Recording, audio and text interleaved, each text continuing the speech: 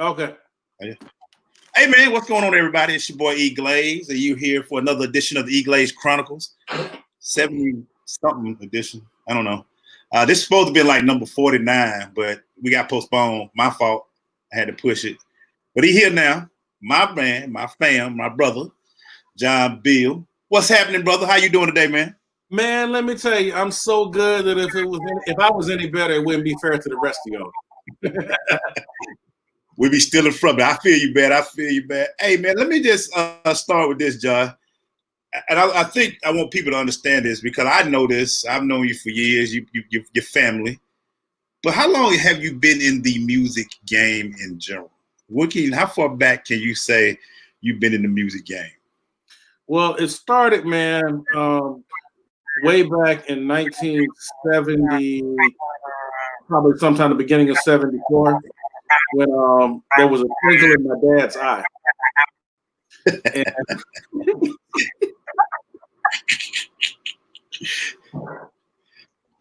Man, as long as I can remember, I have loved music, man. I've been as a kid, was always playing something. There was a piano in my house growing up. And, chorus, band, high school, middle school, college, I decided that that's what I was going to do. So I'm asking some of the generic questions first because I think people need to realize, for those who don't know, John Beal is the owner of Orange Room Studio. He's also plays, he produces. How many instruments do you get that can you play? I ain't gonna say do you play, but how many can you play? I play any keyboard instrument, whether it's a keyboard, organ, accordion, electric piano. I mean, any keyboard instrument I play. I'm also play several percussion instruments, and I dabble with some woodwinds. I play a little bit of a flute and saxophone.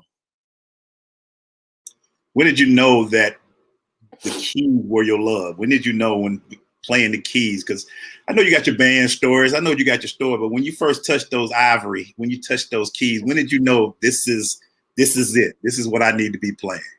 Okay, so here's the thing, man. There's a story. There's a brother named Kebby Williams, who's a saxophonist. And I met Kebby in high school. And Kebby at the time was probably one of the dopest saxophonists that I've ever met. And he still is. I mean, he's, the Joker has a couple Grammys and everything now. But I was playing sax, he was playing sax. And when I heard this dude play, I was like, okay, I need to play keys. Made the man change positions. And then when I said, if I play keys, maybe we can play together and go do some gigs. That's one story. The other story is I also figured out early on that if I played piano, I could talk to like the cute girls in the class while I was playing the piano. Can't really talk to the cute girls. You can walk up to them with the saxophone, but they weren't really hip to that yet. With something in your mouth, you can't play. You got to be able to be free. I got it. I feel it. Man, I was able to spit game. Hey, that's a great way of putting it, man. And for all you out there who want to play the instrument, play the ones where you can be free, man. Be free. Hey, that's where it hits. Going from playing it to actually producing it is I always say it's two different things to be able to hear music and understand music. When did you know that producing was something that you would want to jump in?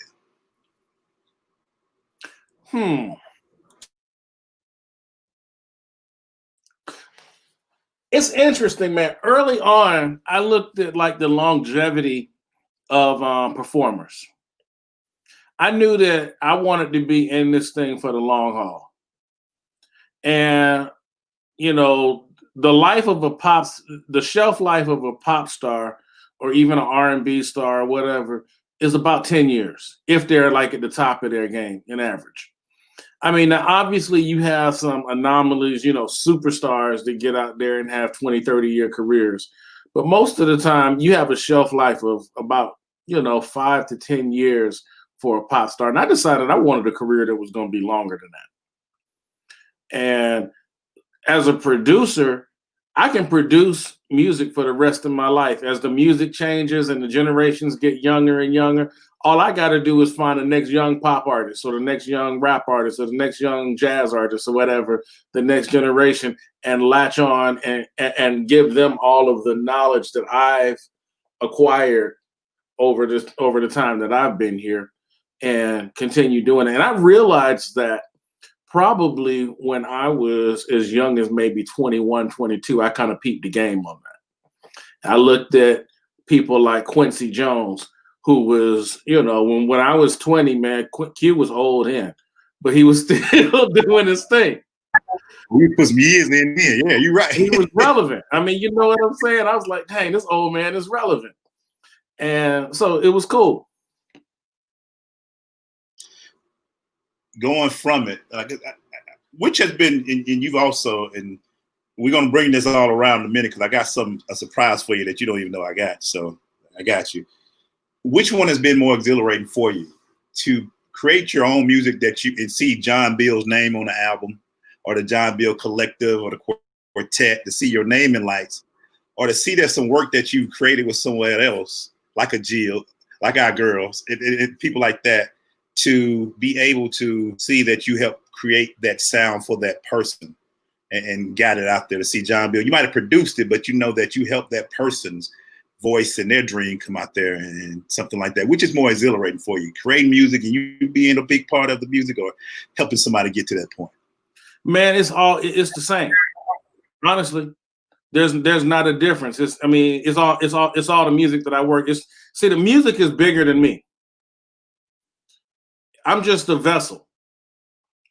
And I just happen to be fortunate enough to be a part of, I hate to be all spiritual and ethereal, but basically I'm just a conduit for the universe, man. And I'm thankful to be a part of it. So if it's somebody else that I help to become great, I'm just glad to be a part of that. If it's somebody that's helping me become great, I'm glad to be a part of that. The thing is, I'm just trying to build something that lives longer than I do. That's my primary goal, is to do something that will last, when all is said and done and I'm out of here, hopefully a long time from now. But whenever that is, I want the music to still be here. So how is that though?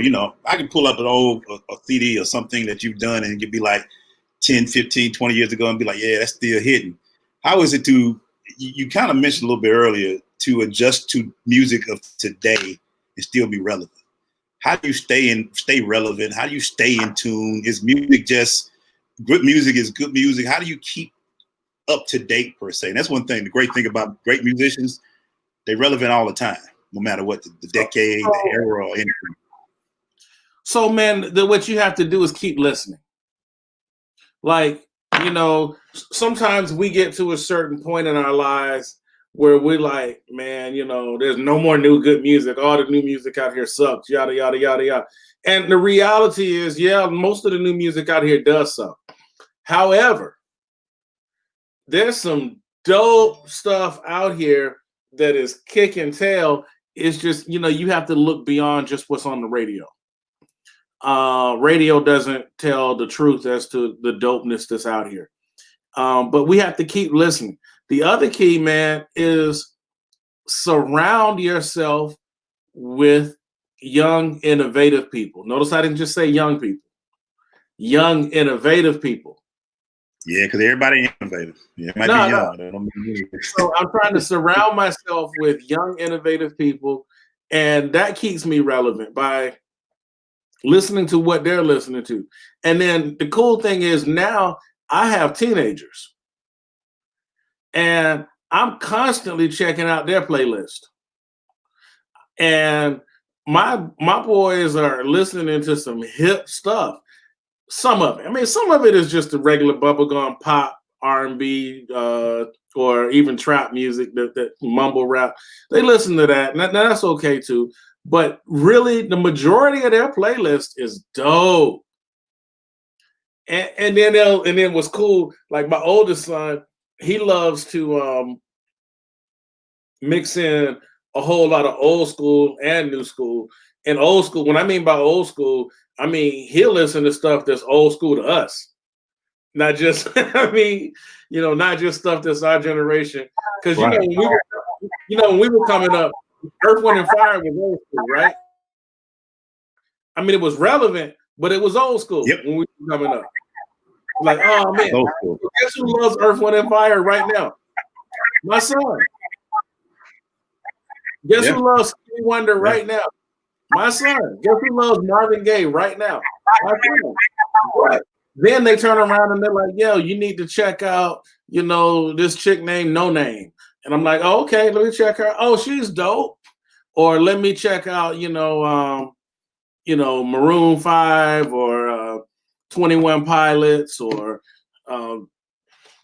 just all of these cats that are dope and doing stuff. I'm like, okay, I mess with that.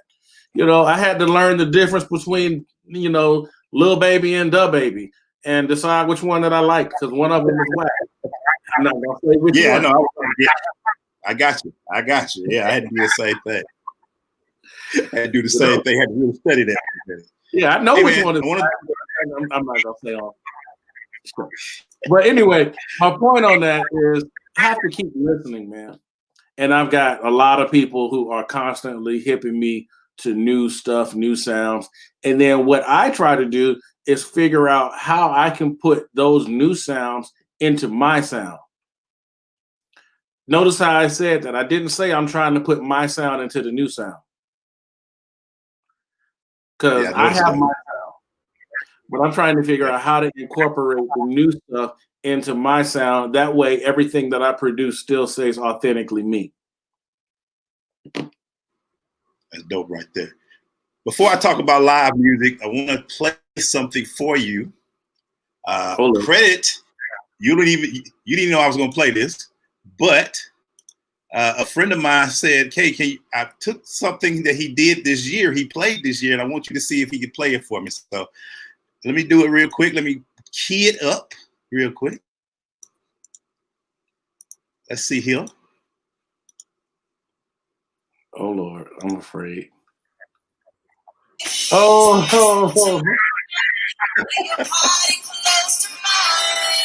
Let me touch you with my love. I can make you feel alright. Who did this? Man, Mark Melvin. Oh wow.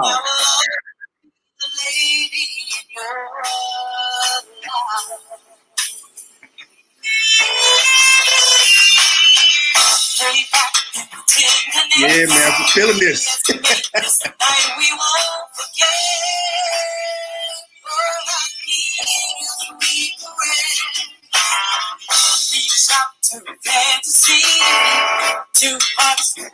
Wow. I'll give you the clips. I got you.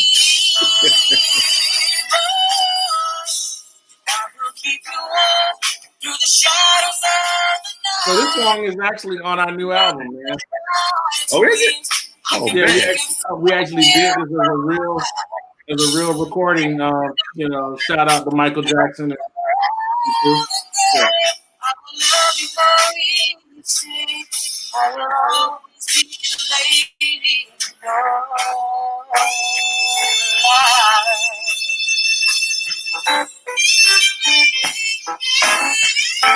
He gave me one more. I got one more clip.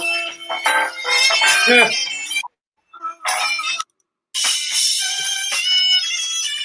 Hold on. I gotta play that right. Didn't play it right. Hold on. You kind of messed me up on that one, man. Yeah, I know, man. Hey, man, I got friends out there, baby. They say you gotta play this. I got another one for you. Hold on.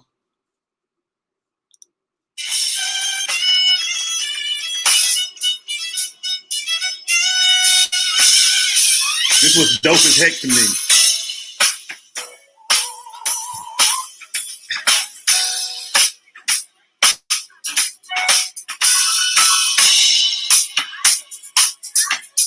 Then you do what John do. He add other songs within that you got to listen to. Check this out.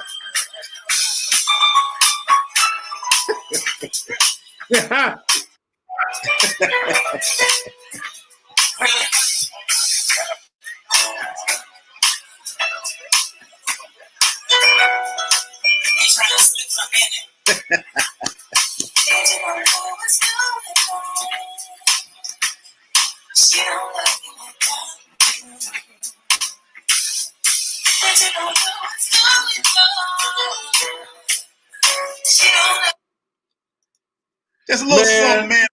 Share with you, man. You got me. You got me. I know. I said, hey, I got this. I got to play this. It was this year. I think at Wind Down Wednesday. Yeah. Shout out to Mark. Yeah. I put it out there. He told me he said, you got John on tonight. Let me give you something I recorded with Wind Down. Can you play it? I was like, yeah, I'll do it. And he gave it to me. So I just wanted to put it out there, man. That's what I love about what you do, man, is your live music. It's like nobody else. You get a chance to see a John Beal anything. Got to check it out. Man. Talk to us about doing live shows, bro, and the music and the entertainment. Well, here's the thing, man. That's the one thing that I love doing more than anything else is live performance. I love the energy that a crowd gives, that the audience gives. I love that instantaneous feedback. Like when, you know, it's something about having a group of musicians that I consider brothers and sometimes sisters rocking with me, and we on one accord, and we get this magical moment and this vibe where everything disappears but the music. I mean, the crowd's not important, the people around aren't important, and you get lost in it, and then all of a sudden you realize that I said the crowd's not important, but then all of a sudden you realize the crowd is right there with you too, because somebody actually, you know, it catches the vibe, and it starts to, it's like a flame that just catches and spreads throughout. Next thing you know, you look up and everybody's just sitting there like vibing with you. You know, they might be sitting there, you know, in their phone, and everything is just on a whole level, different level. And, you know, basically all is right with the world right then. It doesn't matter whether you a Democrat, Republican, you know, gay, straight, Christian, atheist. It don't even matter, man. Everybody's just like, dang, this is dope and it's good. Yeah. I mean, which goes back to my favorite story. We got to talk about it. Sweet Georgia Juke Joy back in. I don't even know the year. That was 2011. 2011. You playing, and we get Stevie Wonder walk through the door. You jamming so hard. Y'all killing it so hard. Stevie has to come join you on the stage, man. That's how much. That's how. Stevie's handler said, "Hey, man, Stevie's digging you guys. Can he sit in?" Like, I'm gonna say no. I mean, come on, man. Who's gonna say no to Stevie Wonder sitting in with them? I was like, shit, I was about to get up, right? And let Stevie come and sit down at the keys, because that's what I thought he was gonna do. And they were like, no, he wants to sing. And I was like, get the fuck out of here, man. So then I was like, okay, what song does he want to sing? And he was like, they were like, the one y'all playing right now. And I was like, dang. So I was like, all right, guys, keep it playing. They brought him up there, man. The first thing he did was brought out the harmonica. I tell everybody this story. I saw like Pulp Fiction. They opened up the briefcase, and I just saw the lights come out around it. That surrounded it. It was a beautiful thing, man. It was a beautiful thing. Oh, dude, that was a magical, absolutely magical night. I do have some video of that too.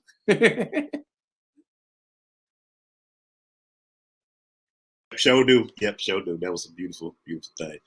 So, man, talk to us, John. How would you describe your career, man? How would you describe it? My career has been magical, dude. It has not done the things that I've wanted it to do, but that's okay, because it's done some other things that I didn't expect it to do that have been wonderful. You know, we have, you know, when you're young and in your teens and 20s, you have these visions of, touring the world, being a musician, being this superstar. And I ain't gonna lie, I've had a little bit of that, but maybe I haven't had as much of that as I've wanted to over the time. But I don't have any regrets, man. I have played with, a lot of superstars. I've toured with folks. I've traveled all over the world. Music has taken me to Europe, Africa, Asia. I've been to 44 of the 50 states. Most of it is because of music, and yeah, I've just been, it's okay. It's great, man. As I did a live stream performance yesterday, and person asked me a question about being on tour, and I got a call on a Tuesday one time, and they asked me, could we do a gig in Australia? And I was like, yeah, why not? So I called one of them, so one of my boys actually, they called both of us, actually, if I remember correctly. They called both of us, could we do this thing in Australia? By Thursday, we were on a plane with 6 other people that we had put together. And then we ended up hanging out for like a whole weekend in Hawaii, just on a whim, because it was on the way to Australia. And then the flight got delayed, so we ended up having an extra day in Hawaii, just hanging out on the whim. And then we got to Australia. And dude, I got to go to Australia, on a whim without having to pay any money out of my pocket. And then I come home with more money than I left with.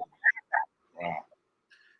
And I still have to pinch myself sometimes, like, dang, they actually paying me to do this. It's amazing.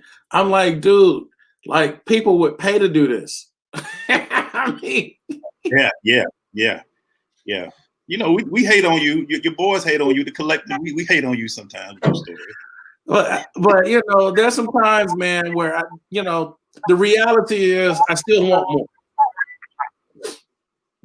more. So where I'm talking about with my career now I'm in phase 3 of my career. Phase 1 was developing relationships and honing my skills as an instrumentalist, and trying to prove myself. Phase 2 was actually enjoying the fruits of that, and just kind of being in that midst of the performing, touring musician.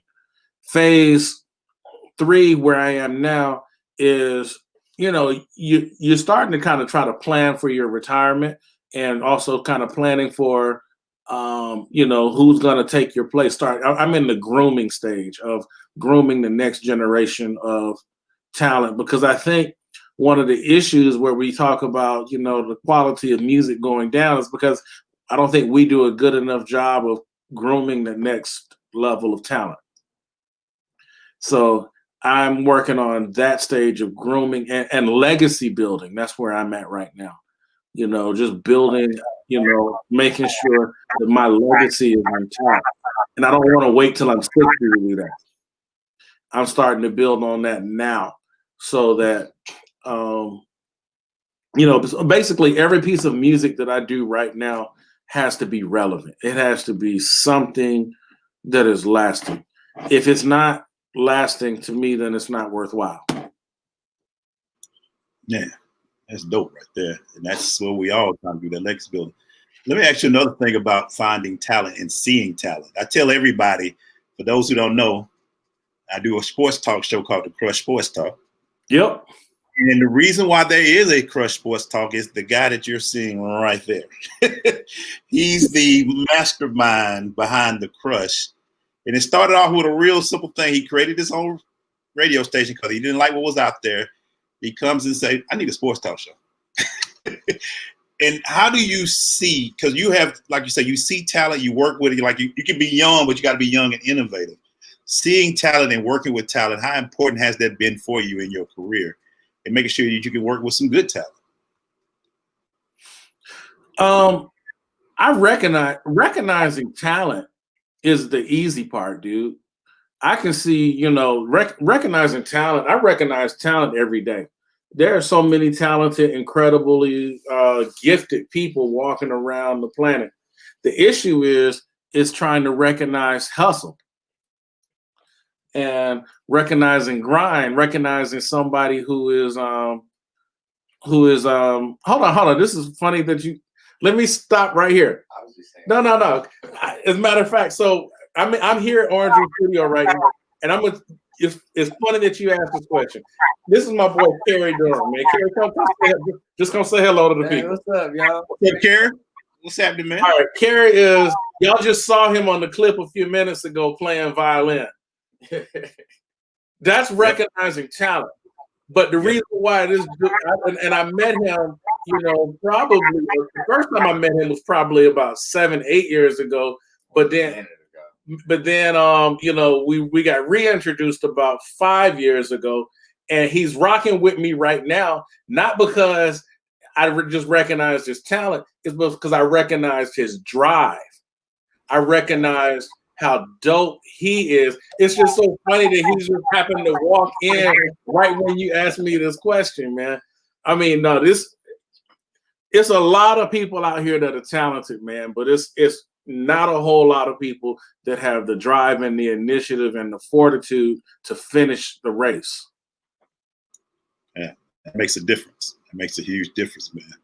Yeah, I thought I suck at you. I knew you were going to think I was going to talk a lot of politics. Yeah, we were political. We do that a different day. But today, like I did Bob, like I did Greg, I was going to give you the shine because you deserve the shine because people need to know about John Beal. I tell everybody, John's worked with some of the greats. He's done some great work, and y'all need to learn. So I suck at you. Yeah, we know we voting tomorrow, but we need to be talking about this music, man, and get it out there because you mentioned something, and we'll finish with this, John.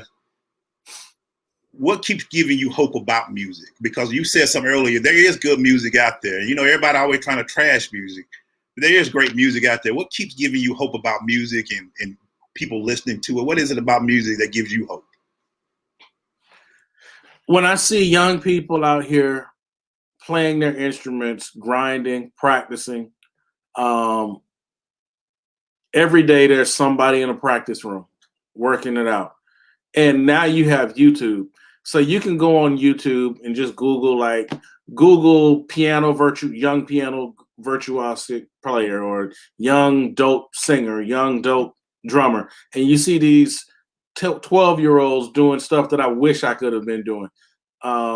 And you see this kind of stuff and you're like, man, they are so dope. You hear them and you're like, okay, there's somebody out here really who gets it, who's putting in the time and the effort, and it makes it all worthwhile. You can't give up hope on it. There's a lot of garbage out here on the airwaves, man, but there always has been garbage on the airwaves. I mean, Milli Vanilli. I mean, come on.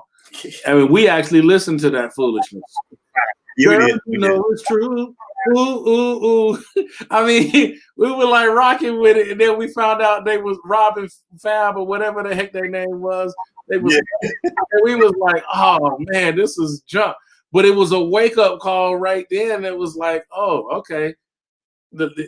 I think that was one of the first times I realized, okay, I need to go and stop looking at this manufactured stuff and let me go look at, some other things. And I see young people having that same vibe all the time. Thank you, my brother. I knew I was going to surprise you a little bit today. Tell people where they can find your music, where they can find your stuff at, where they can listen to you. You got all kinds of stuff, but where's the best place to find you, follow you, and all that good stuff, bro? Okay, so you can follow me on Facebook under my name, John Beal. I'm the one in Atlanta that looks like this. I have my IG handle is orange_radio_ No, Orange underscore Room underscore Radio. Orange Room Radio. And www.johnbealmusic.com. That's johnbealmusic.com. And you can find my music, the John Beal Funkestra, on Apple Music, Spotify, YouTube, whatever, Tidal, all of the streaming platforms. John Beal Music, John Beal Funkestra is there. And I'm doing a show, Glaze. I got a show on November 20th at the High Museum. November you putting it back out there. We're supposed to did it this summer, right? Or sometime. It was supposed to be March 20th. Yeah, March, right. But so COVID shut it down the week before the show. But this is going to be a different show. It's not going to be the full Funkestra. We're keeping it socially distant, but it's actually cool. The High Museum is allowing me to cultivate a night of jazz. So I'm bringing in 3 different bands that are going to be playing in 3 different places on the Woodruff Art Center campus. And it's going to be a night of jazz presented by John Beal at the High Museum. I'm featuring the Phil Davis Trio and the Rod Harris Trio and the John Beal Quintet. I have put that in my book already. That's what I'm writing right now. November 20th. Can't miss that. Got to be there. Yeah, face mask required, the whole 9. Social distance, blah blah blah blah blah blah blah blah blah. Don't get COVID, and because we want you to keep living, we're gonna keep the music going too. Yeah, shout out to our boy Ali. He said, "Yo," just hit us with the yo real quick. Yo. Shout out to him, our guy. That's family as well. But hey, John Beal, I love you, brother. Hey, man, I love you back, man. Wakanda forever. Wakanda forever. One of the greatest musicians I ever had a chance to not only know but to hear.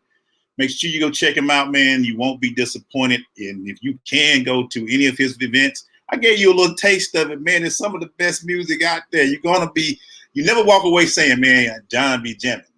His name is out there. So for my man John Beal, it's your boy EGlaze, EGlaze Chronicle. Remember, continue to optimize the vision. Hey, if you haven't voted, get out there. Vote. Make sure you vote. Sit in that line, man. Vote from local to national. And we'll talk to y'all guys later. All right.